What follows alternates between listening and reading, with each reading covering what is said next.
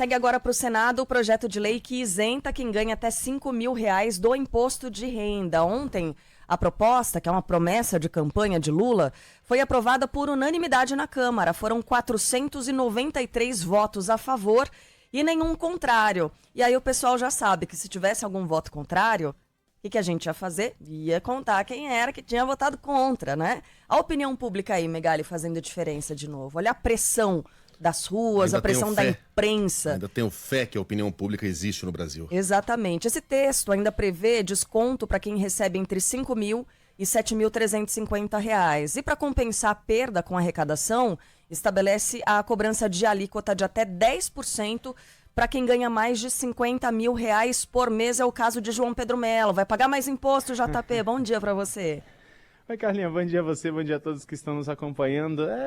Vou dizer que não, viu? Não vou pagar mais imposto, não. Queria, né? No mesmo tanto Como ainda. eu queria pagar mais imposto. Eu queria pagar mais imposto.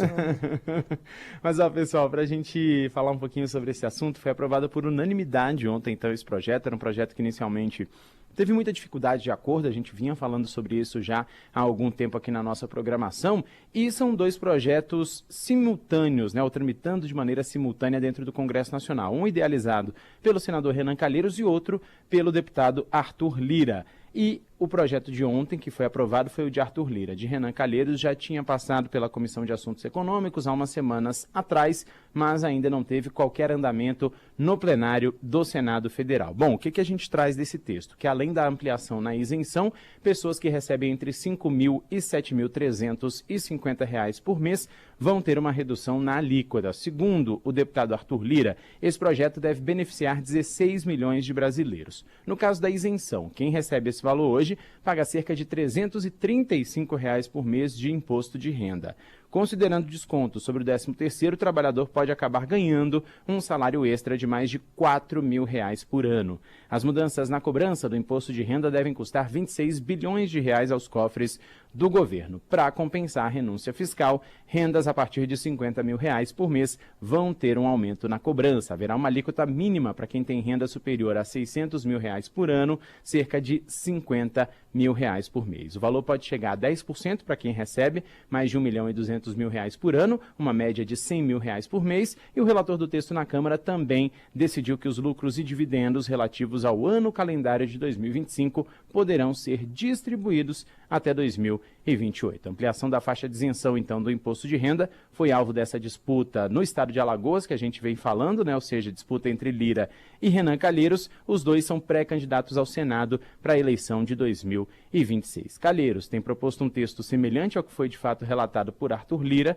esse texto, na verdade, que foi aprovado na Comissão de Assuntos Econômicos. Bom, ontem, com a aprovação do projeto de Lira, o texto, então, de Calheiros não deve avançar. Mas, claro, sempre há uma possibilidade dentro do Congresso Nacional, por isso a gente vai ficar de olho aí ao longo dos próximos dias. Arthur Lira, em entrevista, logo depois aí do projeto, disse que espera que o texto avance no Senado.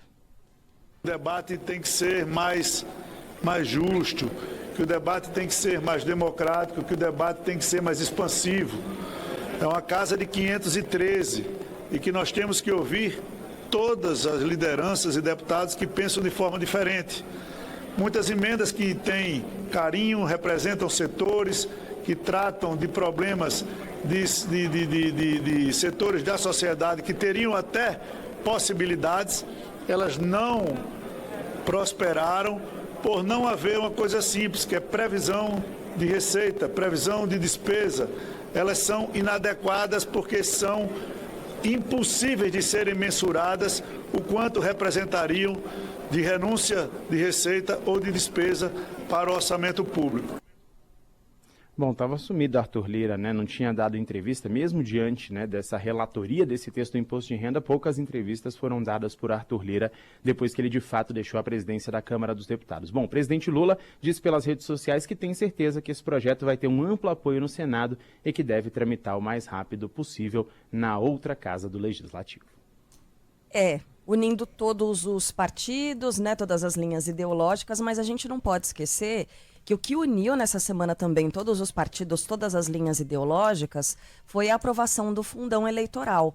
Então a gente tem que estar de olho, tem que cobrar. O eleitor vai para as ruas mesmo, vai exigir né, quais são as pautas mais importantes, e nesse caso a aprovação da isenção do imposto de renda para quem ganha menos é uma pauta muito importante, mas a gente não pode deixar que esse tipo de aprovação embace a nossa visão, se torne uma cortina de fumaça para a gente não olhar para o que também está sendo aprovado, que não é do nosso interesse. É claro que eleições justas, limpas e com oportunidade de se apresentar para todos os candidatos, oportunidade igual, isso é muito importante, mas precisa mesmo de tantos bilhões de reais para isso? Não sei. A gente tem que estar de olho nessa aprovação do fundão eleitoral e tentar se mobilizar. Eu tenho a impressão também que não precisa. Não precisa. Se mobilizar para, eventualmente, é possível que a gente consiga reduzir com pressão popular, com gente nas ruas, com a imprensa falando, reduzir um pouco esse gasto com fundão eleitoral?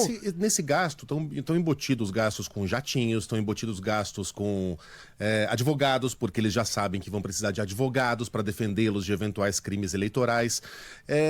Eu vou dar um exemplo aqui de alguém que elegeu-se presidente da República com uma quantidade mínima de dinheiro, Jair Bolsonaro. Em 2018. Aquilo é um exemplo de como é possível fazer uma campanha movimentando milhões de pessoas, né? Jair Bolsonaro conseguiu entrar nos corações e mentes de milhões de brasileiros e foi eleito. Tendo 10 segundos de TV, acho que não chegava a 10. Se não me engano, eram 7 segundos. Era metade do tempo que o Enéas tinha para falar meu nome é Enéas em 1989. Né? E praticamente sem dinheiro para viagens, para jingles. Ele conseguiu eleger-se presidente dessa maneira. Hoje a gente tem a internet. Por que alguém não conseguiria se eleger deputado, federal ou estadual, senador, enfim, deste modo? Por que não criar um sistema em que as pessoas gravam os seus horários eleitorais num estúdio com um fundo verde, o logotipo do partido e as ideias? O que vale mais? A pirotecnia, a perfumaria, o jingle, a musiquinha, o figurante ou as ideias?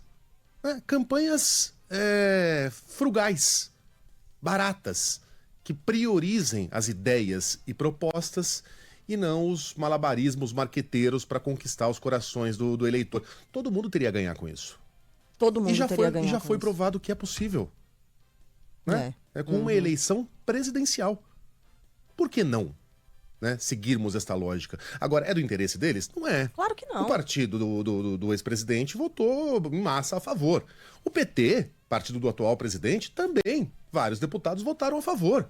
Então, essa é uma daquelas questões que interessa muito a eles e não interessa a nós. E quando interessa muito a eles, você pode reparar que geralmente a votação é ecumênica. Pouquíssimos partidos, né, oferecem algum tipo de resistência em massa, fechando questão a respeito do assunto. Aí vai a esquerda, aí vai a direita. Quando é o nosso dinheirinho, eles estão juntos, de mão dada, dando um beijo na boca. Não é só nesse tipo de pauta que beneficia as pessoas, que traz justiça tributária, não. É sobretudo no que beneficia a classe dos políticos. Aí o Ilmo escreve aqui, Megali, às vezes é tão inocente. Não, cara, eu não sou. Eu sei exatamente o que se passa na cabeça desses caras. O que eu tô dizendo é que, às vezes, a força da opinião pública consegue mover as coisas de uma maneira que a gente não imagina. Se a opinião pública começar a se voltar contra esses caras que votaram a favor de 5 bilhões de reais para o fundo eleitoral, nas redes sociais, pressionando essa gente, você pode ter certeza que eles vão se assustar. Aconteceu assim com a PEC da blindagem. Faz coisa de 2 semanas. Foi a pressão popular. Foram as redes sociais, foram as ruas, foi a imprensa, foi o medo que esses caras sentiram que fizeram com que o Senado desse aquele tapa na cara do Congresso, que ficou com cara de tacho. Então, não tem inocência aqui não, cara. É possível. É possível. Com mobilização, é possível forçar esses caras a ter um mínimo de responsabilidade. Mas talvez a inocência seja no que diz respeito à internet, né? Porque foi uma verdadeira máquina que trabalhou para eleger não só o presidente da República, mas outros tantos parlamentares.